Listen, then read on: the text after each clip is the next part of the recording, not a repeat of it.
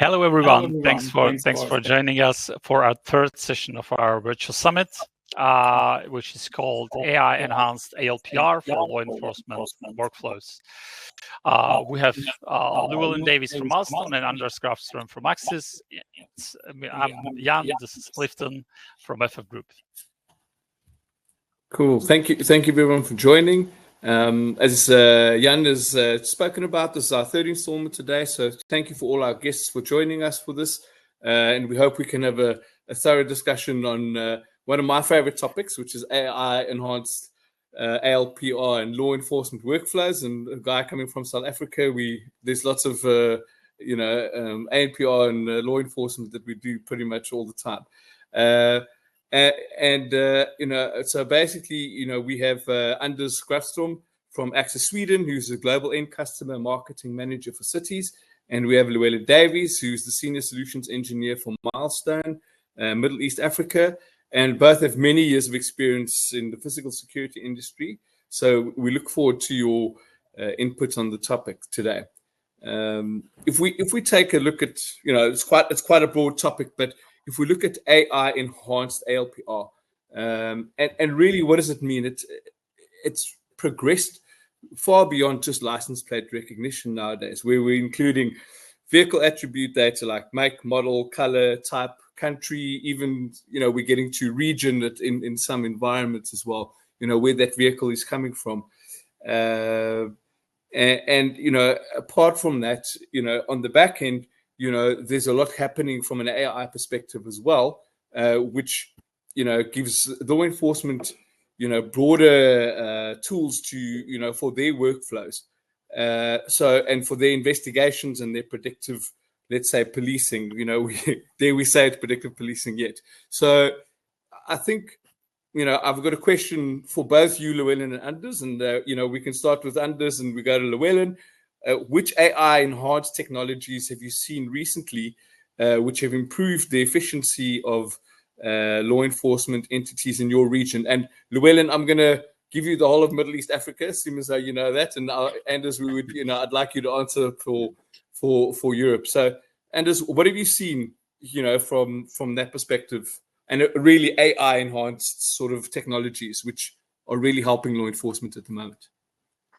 I think what you are doing at the FF Group is a fantastic contribution to that, I think, when we can start to match the make, model, and color, starting with that, with the license plate. Very simple use case. Is this the right car? Does this car actually have this license plate?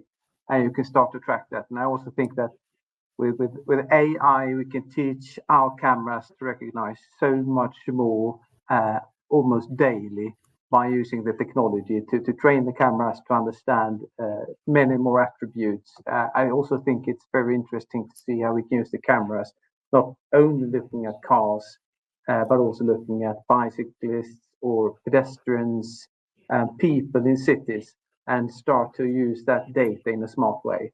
And I think that's at least something that I can see that could be very useful for if you look into the predictive policing part of it, when you can understand patterns on movement in cities, if you can start to draw conclusions on how many cars are at a certain place at a certain time, and connect that to the crime rates in a certain area, or how many people are in an empty parking spot at night, and understanding at this time of night we have a lot of violence or crimes. And when you can start to match that kind of data, you get a lot of understanding on crime behavior, I think. So very interesting to see how we can use different data sources, combine them and understand what happens where, and maybe you can draw a conclusion on why it happens. And then you start to learn, and then you can start to become efficient in your policing, I think. But that's a very broad answer to your question, but Llewellyn probably has a lot more to say on this topic. Yeah, look, totally. And if you take a look at it, just as simple as not being very specific about vehicles, where ANPR is, but actually just counting vehicles and understanding vehicle types, and just as simple of counting vehicles and using that analytics, or let's say AI data, processing. It's a good example, and we have all of this data already. So, those should be, data sets that we can start playing with. Llewellyn, from a Middle East Africa perspective, what have you seen, from an AI perspective, really adding to for law enforcement agencies, and for safer environments? I'm glad that you gave me Middle East Africa, because as you mentioned, I think sometimes with predictive policing, it's maybe a bit more proactive than predictive. It's yeah, exactly. Yeah, or if they react at all, that's also nice sometimes. But, yeah, depends which country in. Yeah, depends on the country. No, I think we are seeing more where I think like people are dealing with outside of LPR, like we're seeing attribute search, like picking up certain characteristics, people, what sort of clothing they're wearing. It becomes a lot easier to track the person. You're seeing also acoustic detection, so gunshot detection, things like that, figuring out where people are. But the license plate plays a massive part in this, and it's also the AI. I mean, you think about like some Mission Impossible scenario, the guy like puts on a ski mask, he bypasses the alarm system, cracks the safe, jumps rooftop to rooftop, the cameras don't see him, and then he queues for the bus. I don't think that happens. He's going to get in a car somewhere, right? Yeah. And it's a lot easier to track somebody like on a public road because there's choke points, and you can determine with the LPR where the guy's been, compared to facial recognition, for example, where the camera's got to be in precisely the right location and luck needs to be on your side. So I think from that point of view, we are seeing more adoption of LPR. We are also seeing, I don't know, like also some of the more advanced things. So for example, the same criminal who happens to look like Tom Cruise or whatever it is, he's not going to keep the same nice license plate on the car. He's going to swap it out. So now if you want to do an investigation, you want to figure out like where was this silver panel van and where else has it been seen? Number plate might have changed, but that's also going to help you figure out where the person's going. So we are seeing that. And then something that's just starting to happen as well is, maybe it's not the AI thing yet, but we are seeing different agencies where they are starting to share information. So your different government agencies, instead of like everybody sitting on top of this and going, this is mine and it's my intellectual property or whatever it is, they are starting to share this information, and that is opening a lot more possibilities. It's a lot of info, so you still need to make sense of it, and I think that's where the AI is going to play a large part. But these are the trends that we're noticing, more sharing as well. Yeah, you made a very good point. I think I was obviously watching something on History Channel or something like that, and they were talking about the guys that committed the crime in the UK. It was, I don't know, they called them the Geezer group or whatever it may be. And in general, they had an image of him climbing into a certain type of car, and then they used all the other cameras around to go and find that car, which eventually found the license plate. So a very good point when in doing investigations, that having that make and model data is seriously going to help you, be able to go and find something. And there's lots of different bits of AI that's, sitting in there, which helps you go and find that information a lot quicker. So very good points from both you guys. Appreciate that. What role do you think does edge processing play in compared to cloud and on-premises in real-time enforcement? Llewellyn, I'm going to shoot this one to you. Do you think having edge processing is seriously going to help law enforcement be quicker, more effective than the standard putting an ALPR on and reading the data off a server? No, it definitely does. I mean, we live in an area where internet connectivity or network connectivity is not always the fastest. It's sometimes intermittent or drops out.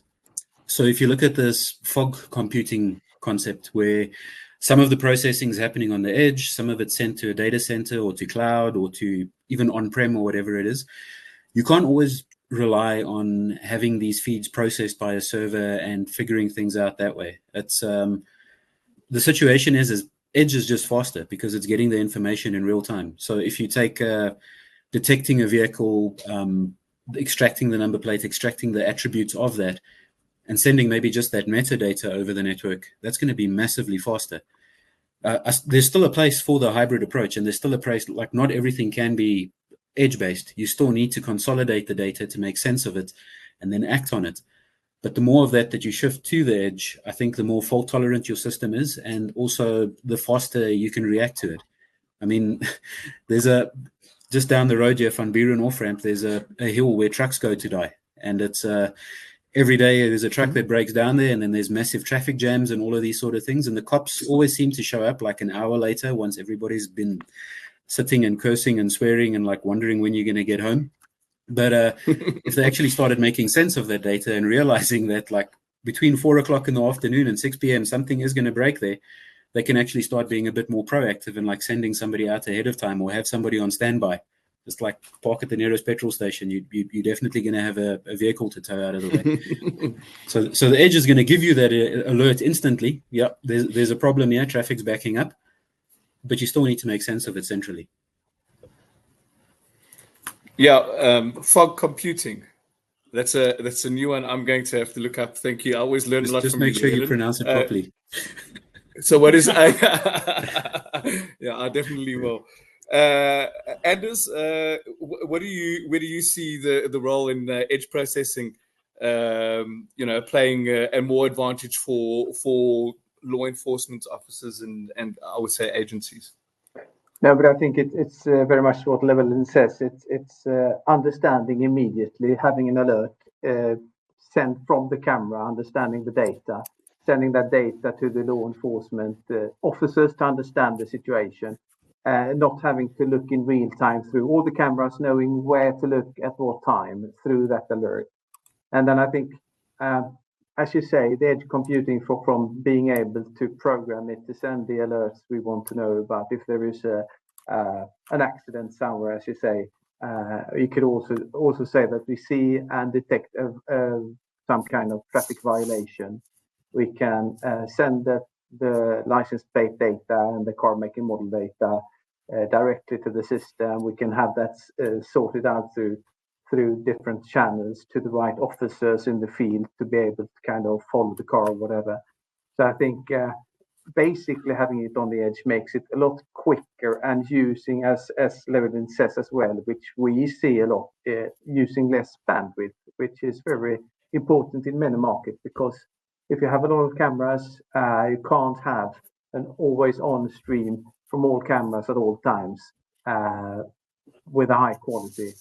And I think that's really, really interesting to save bandwidth, to make a bit of automation in the alerts in different use cases like traffic violations or wrong way driving or even incident management.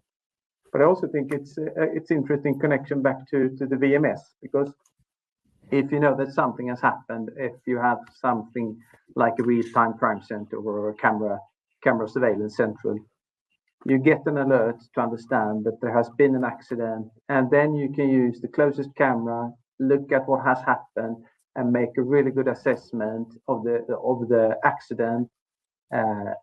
You can look into what kind of law enforcement resources do I need to send to this accident, what kind of emergency response do we need to send to this accident. So also it makes the law enforcement and the emergency response a lot more efficient, saving both time and resources. So I think the combination of having an edge alert, sending an alert, and then being able to assess the situation, create the situational awareness you need, I think that's a really, really strong case for law enforcement. Yeah, totally agreed. And as you started to touch on the question that I've got like down over there, but we're gonna probably maybe shift it up sooner. But we also had a comment from one of the listeners, and the comment was, as long as the crime is in the day. So very good point. But what I can say, I think from our perspective, is a lot of work and energy has been done, I think, by all parties on this call to start getting more make and model image or data, I would say, at nighttime. So a very good point there from one of our listeners. Thank you. I'm always asking this guy next to me to get it done. Clifton, I just have to say that when we look into what you can do with cameras today, with creating really good images, even in really bad lighting and bad conditions. Yeah, of course, pitch black rain could be a big problem still, but we have the IR illumination to help creating good pictures during evenings and nights.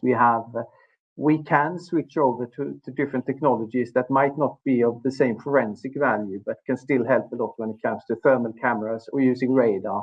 So a combination of technologies can still help law enforcement to understand what is happening. But of course, a sunny day is a lot. The picture will be even brighter. Sure.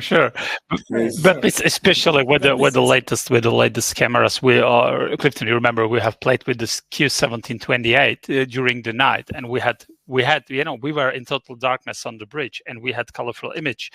It was like 11, almost midnight. We still had colorful image. We were picking up the plates. So new stuff, new technology from you guys is helping us to also be able to deliver more data, even in the night. So I mean, it's going forward, and definitely in 2-3 years, maybe it will be different. Yeah, and I think also if we look at the advancements of what we can do on the chipset as well, being able to read in lower light or in harsher weather conditions. So definitely the progress is coming there. So a very good point from one of our listeners. Thank you. And I suppose I'm going to skip past this question and go to the next one, because Anders, you've pretty much touched on it. I think if we take a look at law enforcement, I think there's quite a bit of overlapping of what law enforcement is doing and working with city authorities. So I think the question is, where do you see the overlap for law enforcement and city authorities to take this data or this ANPR data that they're seeing and to be able to share this, to be able to maybe create traffic efficiency and business intelligence, obviously to make for a safer city, is going to be able to help out for law enforcement. So, Anders, where do you see? I've touched on two. Where do you see, or what specific, I would say, incidents or whatever maybe, do you think is overlapping? I would say from a law enforcement and I would say safer city environment. As you said, I touched up on it before. Well, I think you said something that kind of made me start to think about one of the more future ways of using the cameras and the technology. I think when it comes to traffic efficiency and traffic optimization, we were only at the beginning there, and I think here is an area where law enforcement and the city can really work together, because the same camera can detect crime, traffic violence, traffic incidents, wrong way driving and anything. But it can also collect a lot of data. So the police will get what they need from the imagery and from the alerts that they have asked for.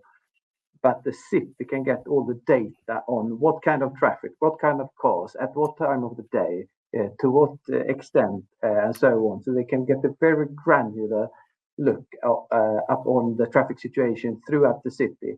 And I think that data is becoming more and more powerful and valuable, but also listening into the last session when we talked about the challenge in using that data correctly. We are not there yet. I think there are some really interesting partners and players around the world who are starting to look into how can we take this traffic data, insert into smart systems like digital twins to do the simulations we want to do, so that we can have a smart context where we can test what happens if we have a street that we see we have a congestion every day between 3 and 4. What happens if we change the rhythm of the traffic lighting? What happens if we open another lane? What happens if we rebuild part of the roads? What would happen if we build a parking house closer to that, whatever? So I think the traffic data we have is really, really valuable for the cities who have already started to use digital twins. And a side note, last year we sponsored a project with an American firm called Thought Lab. They made a study called Future Ready Cities, where they looked into what do future ready cities do differently compared to the cities who are not as future ready. And one of the things that we see that future ready cities already do is that they have digital twins. When they were asked what is their most wanted use case in this digital twin, it was traffic simulation and mobility. So I think it also connects so much to zero emission zones or air quality, sound levels in cities. So there is so much connected to the traffic. And also, apart from the law enforcement, if the traffic flows smoothly in a city, the citizens and visitors will see that the city is a friendlier city. So traffic is such a vital part of a city. So I think that's when we come into how to use the data and how to use the data for future planning. I think we're into something really, really interesting. Yeah, super interesting, and something you inspiring some thought for me, and it's making it quite clear. I would think law enforcement very interested in live alerts and alarms, and more for that sort of protection. Obviously, post forensic analysis as well, very important. But are they going to be analyzing all of that data to make the city safer, and really? Same camera, same amount of data, two different outcomes, but very important for a safer city, or I would say the safety of the citizens in the city. So amazing point. Thank you.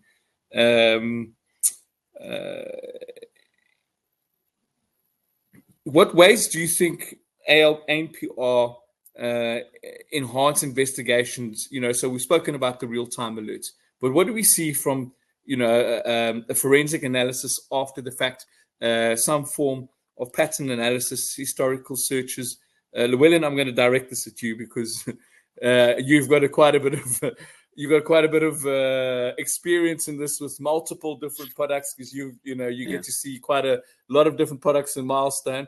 So I think in what ways can we enhance these investigations for, I would say, the law enforcement agencies?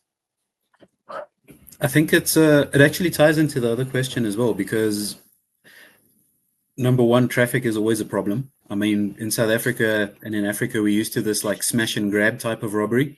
For people that aren't aware of what that is, it's you're stuck in traffic, you've got nowhere to go, you're busy listening to, I don't know, ABBA on your car radio, zoning out, and you're just like hoping to get through the day. And the next minute, like your window just explodes and somebody's like half in your car and they're grabbing your cell phone and pulling your laptop out and all of this sort of stuff. And when you look again, they're heading off into the distance, either running away or they're on a motorbike or something. So there's definitely a law enforcement aspect to it.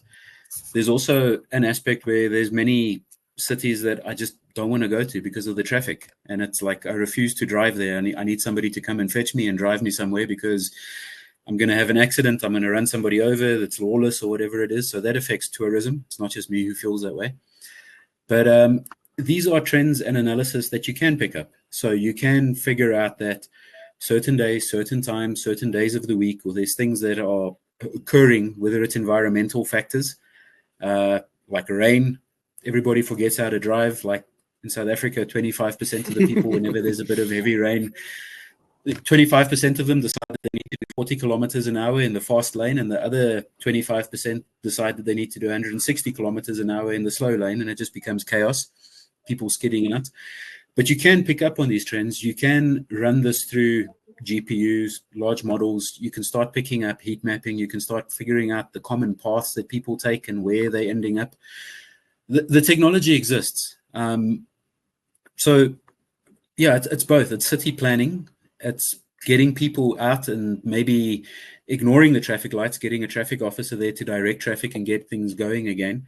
It's the economic impact, and it's the safety and security impact that's affected by this. But the data's there. It's the willpower to use it. I think it's not so far-fetched. It's not like something future-focused. I think we've got it. Like on this panel, we've with the companies that are here, it already exists. It's just getting it into the hands of the people and like just getting them to understand that, hey, this is something that's going to ultimately benefit you and save you a ton of money and make you money. Yeah, I totally agreed. You know, I've got my favorite one, and you know, it's for me, it's to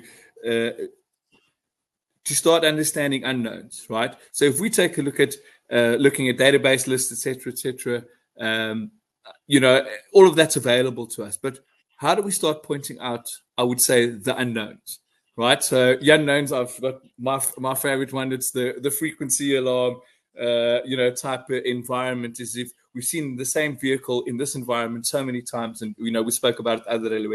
You know, for me, that's really where we're going to start being able to assist. It doesn't mean that that person or that vehicle is a problem, but it gives us an idea of we should start looking at that vehicle. It might be an issue. And I'm saying for law enforcement specifically. So for me, the unknowns, you know, are becoming the really exciting for me to be able to assist the law enforcement guys to start giving them, you know, better ideas of abnormal behavior, you know, that we can start pointing out. So, you know, I think that those are all very interesting points. And now I'm going to give you guys the cool one, and I've got my own one. I want to see if you guys are going to guess which technology, you know, I think it's going to be quite cool. But I think which future technologies can we see and tools beyond the license plate that you think we'll be able to increase officer and community safety? And I work with quite a few law enforcement agencies, and you know, quite interesting. A lot of focus is put into keeping the officer safe. You know, there are law enforcement guys putting up cameras, and when they're putting up cameras, they're under threat as well because other people can see they're putting up cameras, etc., etc. So if we think, you know, not just I would say civilians, but officers as well, what do we think the future technologies that we're seeing coming up soon are going to be able to help out increase safety across the board? Anders, I'll give this one over to you, and then you next, Llewellyn. Oh, I think this is a tricky one because you talk about the future tools and technologies, but I think we already have the technology that can be used a lot more to keep officers and citizens safe. And I think it's a body worn, but I think there's probably a lot more you can do with body worn and in patrol cars, cameras. Sorry.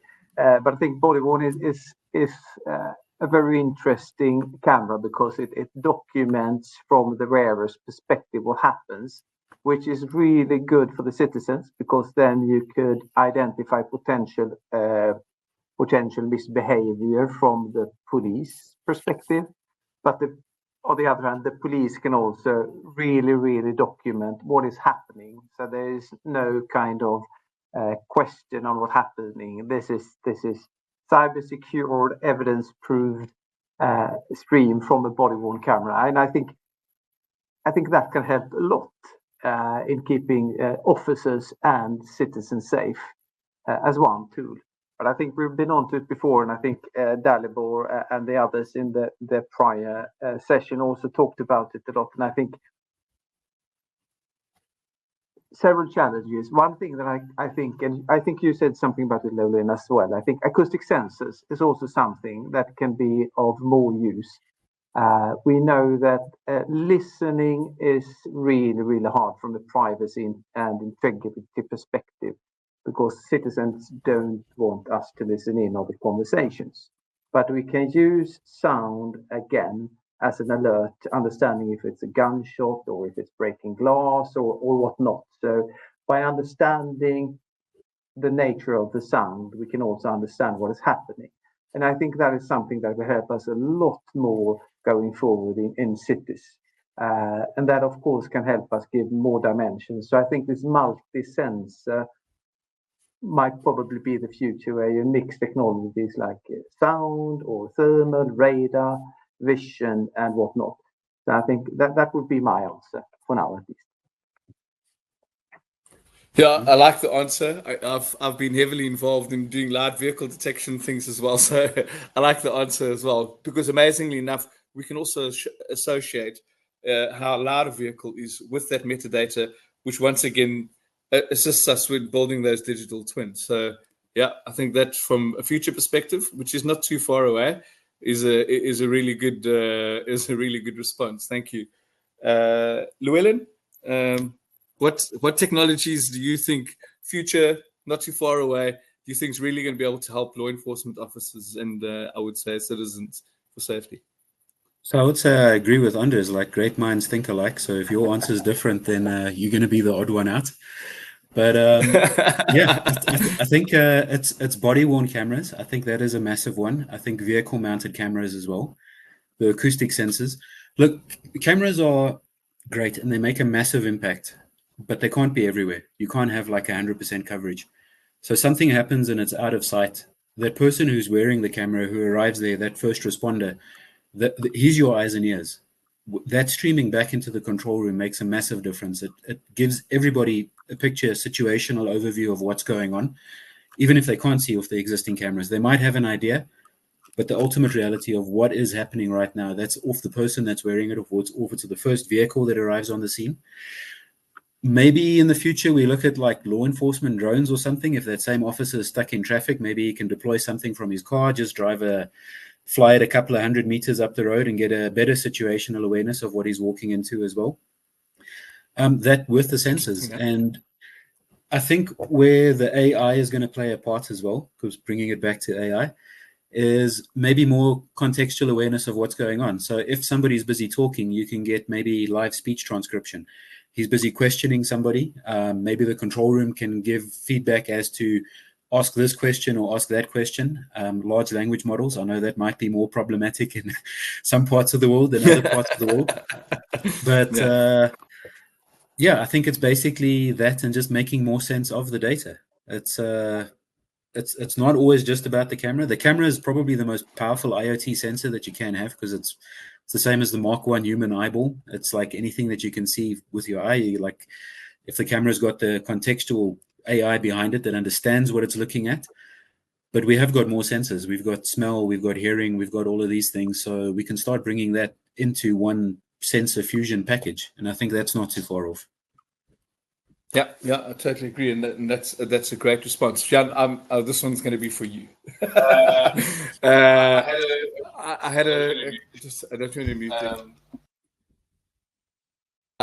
had a customer, and basically he said to me that we were talking about more data to analyze on a vehicle, right? So other attributes other than what we're doing at the moment, like say a vehicle is dented or scratched or whatever it may be. Is that another attribute we could add if we want to try and look for specific vehicles? And he came up and he said to me, well, the license disc is never ever put in the same place. So so if we understand we've got a black BMW, but where is the license disc placed, and would that be a differentiator?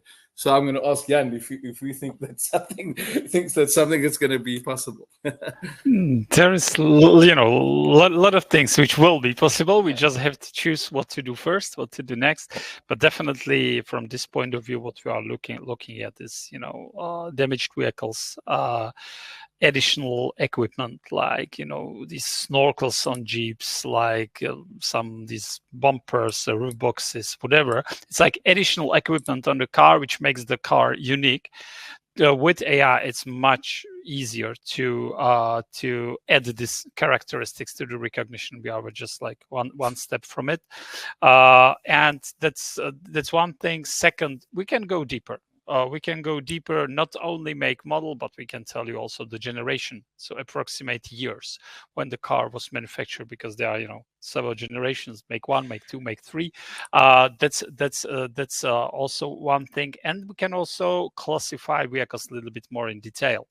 We're not yet doing that, but to be able to say this is a delivery car, this is a taxi car, this is a police, fire brigade, whatever other class of car, that's also ambulance. This is also something we just basically are one step from it. But most important from my point of view is to decide what we need most. What's the most important next step? I totally agree, guys, with you. Data fusion, is the step. Not only is the next step. Not only adding, let's say, sound, radar, lidar data, but also multi-camera, multi-sensor. The same sensor, like, I mean, what do you want? Combine it with other cameras. Camera on the drone, combine it with, stationary LPR camera, or again, PTZs. I like the way you can cover multiple spots with PTZ, and you can combine. The cameras have perfect optics. Why not use it for LPR? So all these things, I would say, multi-use for camera, multi-sensor camera, multiple data. Fuse it together, get more information, and all of this is coming to already mentioned concept of digital twin. Awesome, thank you, Jan. That's amazing, and that brings us to the end of our session. Llewellyn and Anders, thank you very much for being such fantastic guests, and giving us a lot of a lot to think about from where we can improve. To being able to bring out systems that are going to improve the lives of our citizens and officers. So thanks a lot for your time. I really appreciate your valuable input, and thank you to our listeners for joining in today. And we hope to see you soon. Llewellyn, Anders, thank you. Thank you for having us. Thanks for having us. Thank you. Thanks a lot. Next session starts in a couple of minutes. Yeah, will be dedicated to parking and urban mobility use cases. See you soon. Take care.